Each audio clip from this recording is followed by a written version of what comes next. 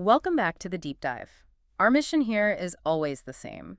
We take a stack of dense, often complex sources and we extract the absolute best, most crucial knowledge nuggets, giving you the deep understanding without you having to do the hours of reading. And today we are diving into a territory that is simultaneously confusing, thrilling, and absolutely essential for understanding modern life, emerging adulthood. That's right. And this isn't just adolescence stretching out, which I think is a common misconception. Oh, for sure. It's a distinct developmental period, typically from ages 18 to 25, marked by these profound shifts.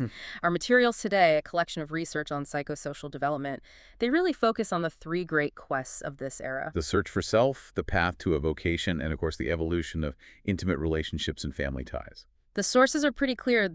They define this phase as a time of exploration, a lot of instability, self-focus, and this feeling of being in between. Exactly. It's like an extended bridge between, the dependence of your youth and the more settled commitments of mature adulthood. And setting the stage for this deep dive is crucial.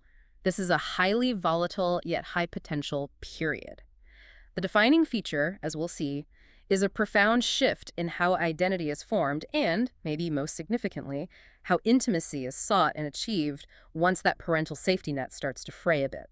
So let's jump in. We should probably start with the first, and really the most central challenge, the identity crisis that seems to define this entire decade. The long road to identity. The sources remind us immediately that the search for identity is, well, it's a multi-generational project. This is not a task that is completed when you graduate high school or even college. And the research is so clear on this. Identity achievement is not a single defining event. We have this idea, you find your passion and you settle into a defined role, but the search for identity actually starts way back in puberty. In adolescence, yeah. And the sources suggest it continues much, much longer. The data implies that most adults are still actively defining and refining who they are, well into their late 20s and even beyond. It's a dynamic, ongoing negotiation with the world.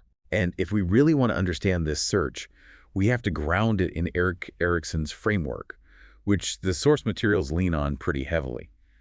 Erikson described these 8 stages of psychosocial development, and the key insight here is that the outcome of your earlier crises provides the essential foundation for tackling each new stage. Okay, let's make that concrete for you listening. So if, during adolescence, you failed the challenge of what he called identity versus role confusion, Right. meaning you didn't manage to synthesize a cohesive sense of self, you might enter emerging adulthood with what's called identity diffusion. Precisely. And if you're diffused, you have neither explored vocational or ideological options, nor have you committed to anything. It makes the tasks of emerging adulthood, like picking a career, choosing a partner, defining your political stance, incredibly difficult. Because the foundational self is just unstable. It's unstable. You carry that lack of foundation into the more intense challenges of early adulthood. The groundwork you lay in your teens really determines the stability you have in your 20s. But the search during this era isn't just a rerun of adolescence. It's defined by a cognitive shift that makes the exploration qualitatively different.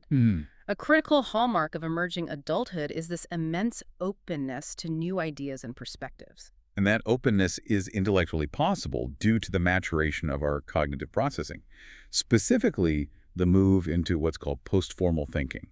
This is a major psychological tool that unlocks during this period. We've mentioned this term before, but we should probably define it clearly. If formal operational thought, which is the highest level of thinking for adolescents, is characterized by logic and the search for one correct answer, what does post-formal thinking add to the mix? Post-formal thinking adds context, nuance, and paradox. It's the ability to consider multiple conflicting ideas at the same time, to understand that context fundamentally matters, and to deal effectively with ambiguity. Okay, give us an example. The simple illustration. Formal thinking might argue taxes should be raised to fund public services, which is option A, or taxes should be cut to stimulate the economy. Option B. It's an either-or choice. But post-formal thinking steps back. It recognizes that A is the correct solution in context X, like a strong economy with high deficits, and B is the correct solution in context Y, say a recession that needs a stimulus. Exactly. It's the ability to synthesize those contradictions and live comfortably with uncertainty, which is precisely the skill you need when you're trying to integrate all these different ideas about yourself, your career, and your relationships. And we see that cognitive openness play out in a huge way in social choices, specifically in political identity. Yes.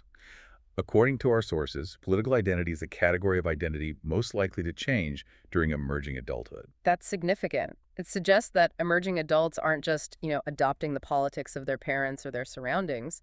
They're actively reassessing core values through that new lens of post-formal thought. Look at the historical contrast the research gives us. In the 2000 U.S. presidential election, the data showed just staggering conformity. Only 2% of young adults voted against their parents' choice. Wow, only 2%. Right. Political identity was largely inherited, or at least just aligned through a shared context. Okay, now compare that to the 2020 election. The sources highlight that many younger voters explicitly chose candidates who represented new intersectional identities. For example, Kamala Harris, identifying as both Black and Asian American, while many of their elders disagreed or voted differently. And that gap illustrates a defining shift. The younger cohort is using that openness to form distinct political identities rooted in their unique experiences and that complex contextual thinking that defines post-formal thought. So they are voting their identity rather than just inheriting a legacy position. That's it. This exploration in emerging adulthood is anything but passive. It's actively changing the social and political future. Okay, so moving from that internal struggle of identity to the external, the tangible definition of self in the world. Yeah. Work. Establishing a vocational identity is absolutely central to growing up, and for this generation, the path is longer and less certain than ever before. For many, that journey begins with higher education, and the sources highlight the dual function of college in this process. First, it serves as a crucial moratorium. A moratorium. That term from developmental psychology, it means a sanctioned timeout period, right? It lets you explore without the finality of commitment. Exactly. It's an exploratory phase where you can try on different majors, internships, even different career fantasies, without the economic clock ticking quite so loudly. And the second function is obvious but necessary. College is a concrete preparation phase for a job, building skills and credentials. But the reality after graduation often involves a period of intense instability. Our sources note that young workers frequently take a series of temporary jobs. And this isn't just about trying things out. It's linked directly to the current global economy, the gig economy, contract work, and the general volatility of the modern labor market. I wonder, though, does this volatility create a specific psychological state? The sources claim that this environment leads young workers to feel no loyalty to their employer. Is that a choice, or is it more of a defense mechanism? I think it's both, and it's a critical nuance for you to understand. Because companies are less likely to offer lifelong security or pensions, the emerging adult adapts by expecting to move on. Their loyalty shifts. Shifts from the institution to what? To their portable assets, your skills, their network, their immediate financial needs. The feeling of no loyalty is actually a rational response to an unstable environment. It's a way of protecting yourself against the inevitable layoff or turnover. But doesn't this breed its own kind of insecurity? I mean, even if you value skill development. It absolutely does. Well, the work ethic, that internal drive to perform competently, continues to evolve throughout early adulthood. The context of work is anxiety-inducing. Constant reskilling is necessary, but it means the psychological goalpost is always moving. Stability, which was once provided by the institution, now has to be self-generated. And this leads us to a really crucial realization that vocational identity is about so much more than just a stable income. The sources introduce a powerful tool to help emerging adults navigate this stress. John Holland's 6-part diagram. Holland's framework, often called the RIA-6 model, is foundational in career counseling.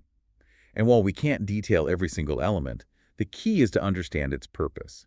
It argues that people search for work environments that allow them to exercise their skills and abilities and to express their attitudes and values. So let's make this model tangible. Holland divided vocational interests and personalities into 6 basic types. There's realistic, which is practical, technical; investigative, scientific, analytical; artistic, so creative, original. Right. Then you have social, for helping and teaching; Right, enterprising, which is leading and selling; and finally, conventional, so organized, detail-oriented. And the core takeaway for you listening to this is that income and benefits are not the only goals of employment. The goal is fit. That's the whole point. Holland showed that workers have healthier hearts and minds, literally in terms of stress and chronic illness, if their job fits their personal preferences. So, if you're a highly artistic type, meaning you crave originality and self-expression, but you're forced into a highly conventional role like, say, repetitive, detailed data entry, That misalignment creates this chronic psychological dissonance. And that dissonance is the strain that psychologically exhausts you and over time can manifest as physical stress. Conversely, an investigator type working in a lab, an investigative environment, experiences harmony. The alignment minimizes friction and stress. So this is a profound insight. The choice of vocation is not just an economic decision, it's actually a long-term public health decision. It is. Choosing a career that resonates with your core self is essential for minimizing stress and maintaining psychological well-being throughout your entire life. All right, so once that initial self-definition and career path exploration is underway, the next great developmental necessity kicks in. This is Erikson's sixth stage, intimacy versus isolation. The search for a deep, committed partner, or at least a strong network of connections. The fundamental truth, and it's stressed repeatedly in the sources, is that humans are just. We're fundamentally social creatures. We have an imperative to connect. Successful resolution of this stage leads to intimacy, the capacity for close, committed, loving relationships. Failure leads to isolation. And the consequences of isolation are not abstract. The sources are unequivocal that social isolation is harmful at every age and in every culture. It's not just a sad experience, it's a physiological and psychological threat. Right. And intimacy, on the other hand, it progresses through these defined steps, starting with physical or emotional attraction, moving to a close connection where you can share vulnerability, and eventually culminating in ongoing commitment. This commitment is what provides the long-term buffer against life stressors. But for emerging adults today, what's different is the definition of that final commitment. While marriage and parenthood are still goals for many, the sources confirm that these are only two of several equally valid paths to achieving intimacy. For sure, friendship, cohabitation, self-defined chosen families, all of these serve this non-negotiable human requirement to connect deeply. We saw the immediate and devastating consequences of connection breakdown during the pandemic. Absolutely. Psychologists were so troubled by the COVID-19 containment measures because they broke social connections abruptly and for such prolonged periods. And the public health data provides some chilling context for how fragile that social infrastructure already was, even before the global shutdown. The sources highlight that U.S. drug overdose deaths were already about 40% higher the year before the pandemic even began. That is just a staggering pre-existing baseline. It's evidence of a massive, undiagnosed crisis of connection and despair that was already contributing to severe distress and mortality among young adults. The isolation measures just poured fuel on an already existing fire. The international study cited in our materials confirms the widespread impact. Containment measures leading to isolation can cause not only the expected common mental health issues, depression, anxiety, profound loneliness, but also exacerbate far more severe conditions. This includes the onset or worsening of psychosis, significant increases in drug and alcohol abuse, and tragically, a rise in domestic violence. Isolation isn't merely a matter of feeling down. No. It is a public health crisis that directly fuels multiple forms of destructive and self-destructive behavior because it removes the crucial social defenses we all need for psychological stability. The intimacy imperative is, in a very real way, about survival. The need for intimacy may be met by partners and friends, but the foundational relationships for most people remain within the family. Emerging adulthood is defined by this necessary but often stressful dance between achieving independence and remaining linked to one's original support system. And this brings us to the key sociological concept of linked lives. It's the idea that the success, the health, and the overall well-being of each family member are intimately connected to those of the other members. Your choices, good or bad, echo through the entire system. And this concept is globally recognized according to the sources. Parental support and linked lives are typical everywhere, though the specific cultural value placed on this connection can vary. However, regardless of culture, the support is often tangible. Right. And in the U.S., specifically, parents of all income levels are documented as providing financial support to their adult children. This feels like a practical necessity in a world where vocational paths are longer, education costs are higher, and the path to stable, independent employment is delayed. Exactly. Financial help might mean subsidizing rent, paying for graduate school, or helping with a down payment. It reinforces that the emerging adult's path is not traveled alone. So now let's look at the delicate balance inherent in this support, the spectrum between too little and too much assistance, which has these profound psychosocial consequences. On the too little end, the sources spotlight the tragic reality of those who lack an organic family safety net, former foster children. Foster care support often ends abruptly at age 18. It's a phenomenon often called the foster care cliff. And that transition is absolutely brutal. They go from being managed by the state to suddenly being expected to navigate adult life, finding housing, employment, healthcare with zero institutional or familial support. Former foster children desperately need that adult emotional support, encouragement, and some financial help, which biological children often receive automatically year after year and often just take for granted. And the problem isn't just money, it's the lack of human capital and a social network. They miss out on the subtle, ongoing guidance and connections that come with linked lives. You know, the late-night conversations about career stress, the contact who gets you an interview, the safety net that prevents catastrophic failure. Now, you contrast that tragic scarcity with the other end of the spectrum, the too much support, which has become this cultural phenomenon, often described pejoratively in the media. We're talking about overparenting. First, we have the notorious helicopter parents. The helicopter parents, they hover.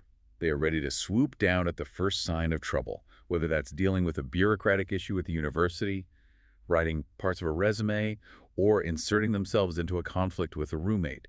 Their goal is to prevent failure or discomfort. And then there are the snowplow parents. I've heard this term is even more negative, implying active aggression against the world on their child's behalf. It is. Snowplow parents try to remove any impediment, any obstacle in the child's way. They smooth the path entirely. And the profound critique here is that by constantly clearing the road, these parents do not allow children to develop crucial skills. They're not allowed to learn how to overcome obstacles, navigate setbacks, or manage failure independently. They risk developing learned helplessness, which is the exact opposite of the resilience required for modern emerging adulthood. And internally, within the family system, this differential treatment where maybe a younger sibling gets more support than an older one, or one child gets constant assistance while the other is left alone, that can seriously damage family dynamics. Oh, absolutely. The sources note that differential treatment may easily cause sibling rivalry or long-term resentment, demonstrating again how linked lives mean the stress of one relationship affects the integrity of the whole family structure. So, if the family provides the anchor and the necessary financial base, friends provide the essential, flexible psychological defense system for the emerging adult. Right. Friends defend against the acute stresses of identity and career exploration, and crucially, they provide immense joy throughout life. New and old friends are particularly crucial during emerging adulthood, a period defined by mobility and change.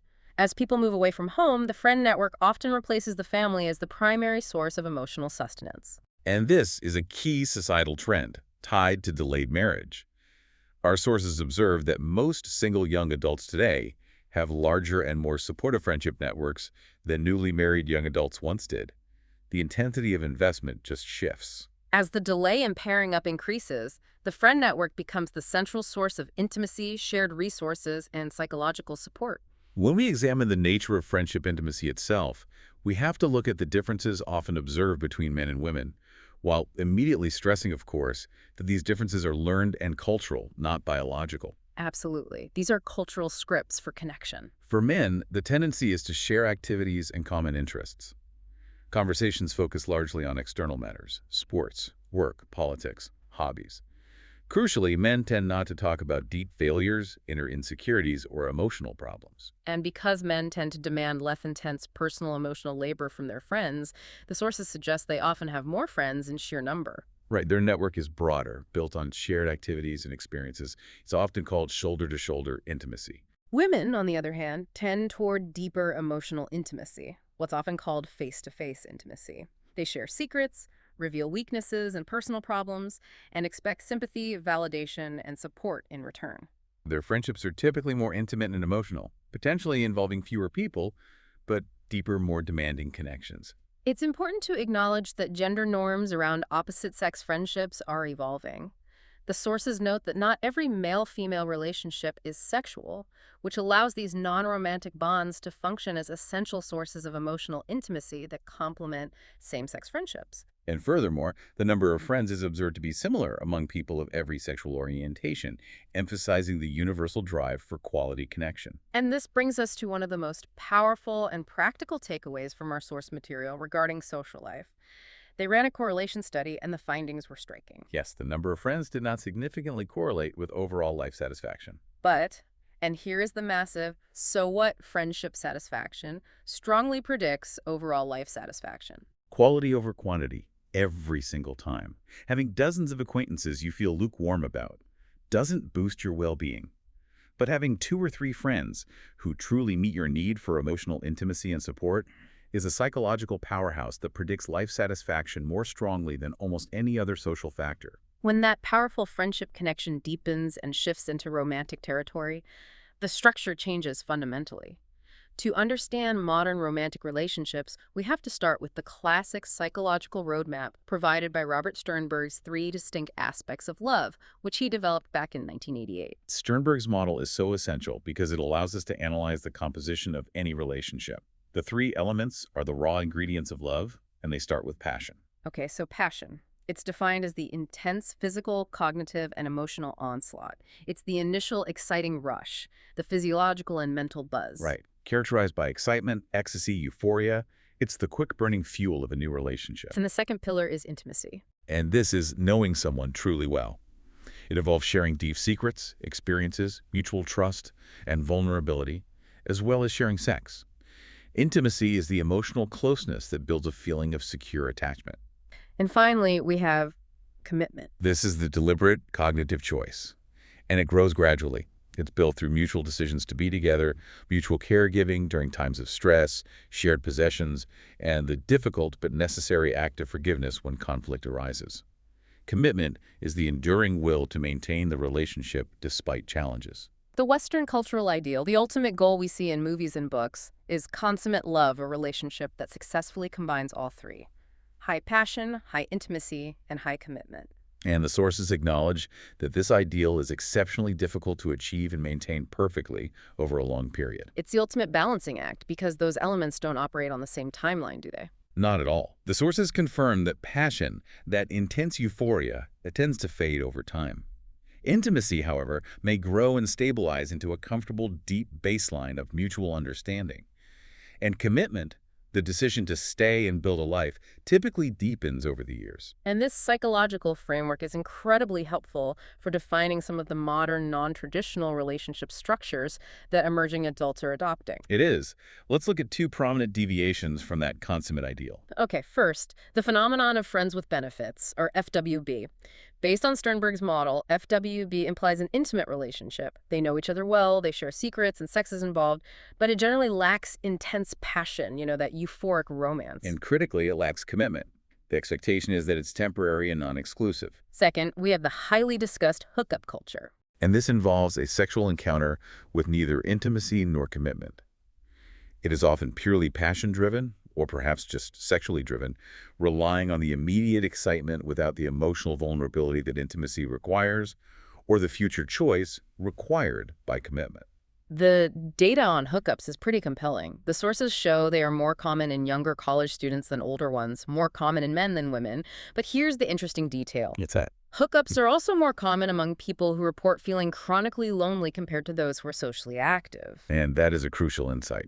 It suggests that for a significant subset of emerging adults, the hookup isn't a confident choice made from a place of secure social support.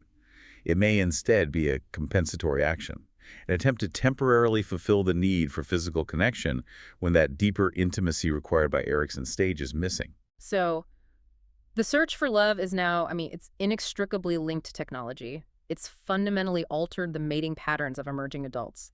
The sources highlight the massive scale of this change. About 83% of U.S. emerging adults use social networks not just to stay in touch, but specifically to seek romance. The initial meeting phase has been completely digitized. It's moved from organic interactions to relying heavily on matchmaking websites and apps.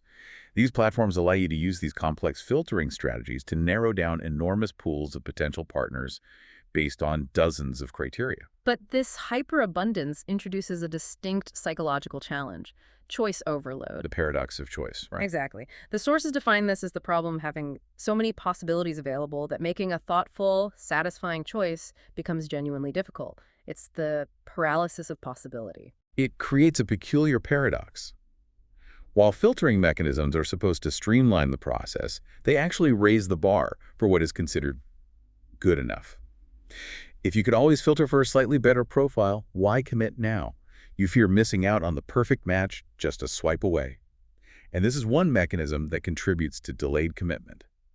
Beyond the search itself, the historical patterns in the U.S. have completely shifted. The average age of first marriage is later than ever before.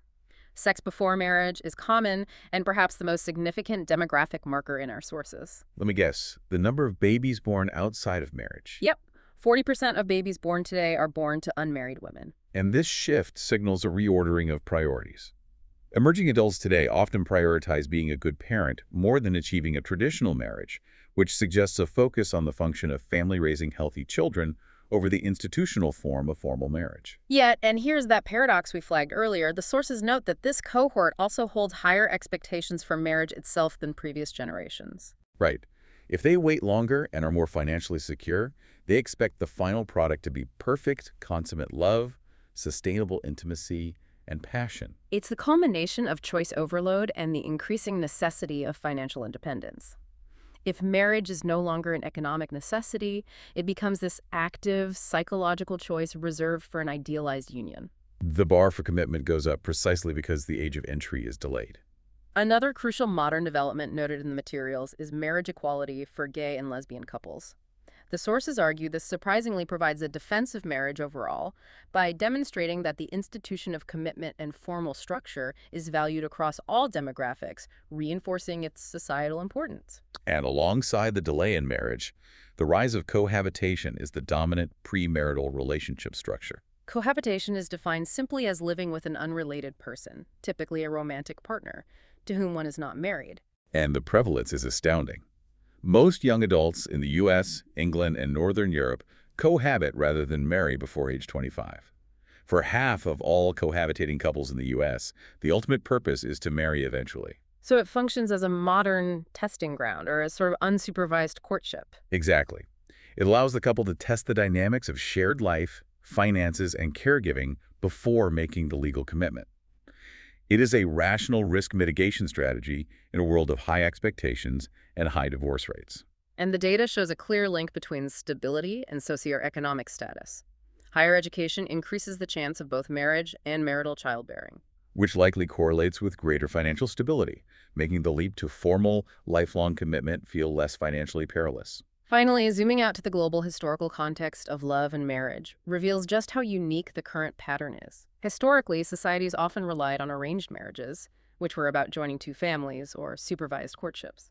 It is only this final, modern pattern, prevalent primarily in the West, that dictates that love marriages occur only after young people are financially and emotionally independent.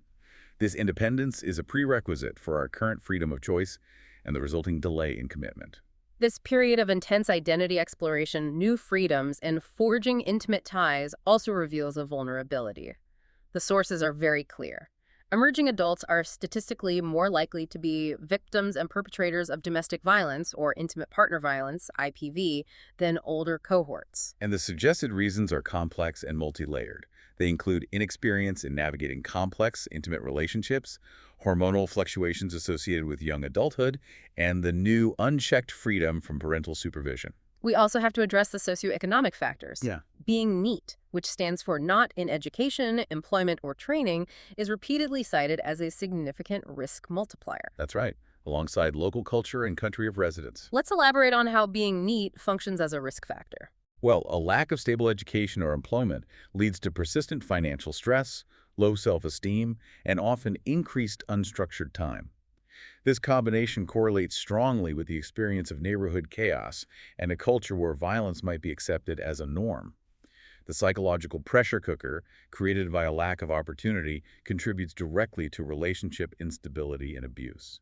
Researching IPV is challenging because the definition of abuse is often murky, and there are pervasive stereotypes about both victims and perpetrators that can skew interpretation. For sure. But despite these difficulties, the sources identify a clear set of contributing factors that often stack up against the individual. These factors include youth itself, grinding poverty, neighborhood chaos, and acceptance of violence, specific personality traits, existing mental illness, substance use disorder, and, perhaps most powerfully, a prior childhood history of abuse. When these elements accumulate, the risk just skyrockets. And this leads us to a crucial distinction that you, as a listener, really need to grasp for your own understanding and safety. Researchers differentiate between two fundamentally different forms of partner abuse. The first is situational couple violence, Mhm. SCV.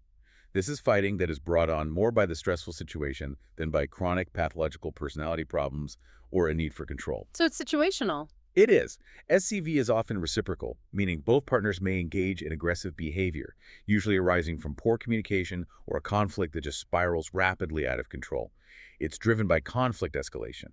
It can be destructive and harmful, but it's rooted in shared stress, external factors, and poor conflict resolution skills. So intervention would require things like counseling, de-escalation training, and stress management. Precisely. Then you have the more insidious and dangerous form, intimate terrorism, IT. This is a violent and demeaning form of abuse where the violence is asymmetrical. The victim is systematically oppressed and controlled by one perpetrator who uses abuse as a tool to gain and maintain power. The core distinction here is the motivation, isn't it? Intimate terrorism is driven by a pathological need for power and control. Yes. The victim is too scared to fight back, seek help, or withdraw because the oppression is systemic and terrifying. It is characterized by escalating tactics of emotional, financial, and physical isolation and abuse. Understanding this difference is essential because the required response is completely different. It is. While SCV requires conflict resolution, IT requires safety planning, legal intervention, and separating the victim from the perpetrator immediately, because the issue is not a relationship problem. It is a systemic control problem fueled by the perpetrator. This deep dive has mapped the complex, shifting landscape of emerging adulthood. We tracked the individual journey from the internal struggle for identity, noting how the cognitive openness of post-formal thought allows for major changes, particularly in political alignment. We then charted the external path of vocation, recognizing that job fit, defined by tools like Holland's diagram, is critical for long-term health, not just income. We then navigated the intimacy imperative, acknowledging the dangers of isolation, evidenced by that tragic baseline of overdose deaths, and the diverse modern paths to commitment. And finally, we examined the family nexus, balancing the necessity of linked lives and parental support against the risks posed by both too little support, the devastating foster care cliff, and too much support, exemplified by that counterproductive snowplow parenting phenomenon. And we finished by detailing the complexities of modern love, from Sternberg's model to the crucial distinction between situational couple violence and intimate terrorism. The sources show that emerging adulthood is a time defined by high volatility, requiring immense flexibility and resilience as young people navigate a temporary economy and evolving social scripts. Yet, despite the instability, it is also a period of immense potential and self-creation. So, what does this entire analysis mean for you, whether you are an emerging adult yourself or you're supporting one? We spent time on the ideal of consummate love, passion, intimacy, and commitment, and discussed how commitment requires patience and gradual development, while passion is instantaneous and often fleeting. And we see modern trends like hookup culture, which is passion without intimacy or commitment, and FWB, intimacy without passion. Considering the immense societal pressure for instant gratification and the high expectations placed on modern marriage, here is a final provocative thought for you to carry forward. In a world where choice overload delays commitment and modern dating structures prioritize instantaneous passion over gradual emotional intimacy, what are the long-term consequences for relationship stability? Is the social script now actively undermining the necessary conditions for commitment to truly deepen and thrive? Something to muse upon as you continue your own journey through the complexities of connected life. Indeed. We'll see you next time on The Deep Dive.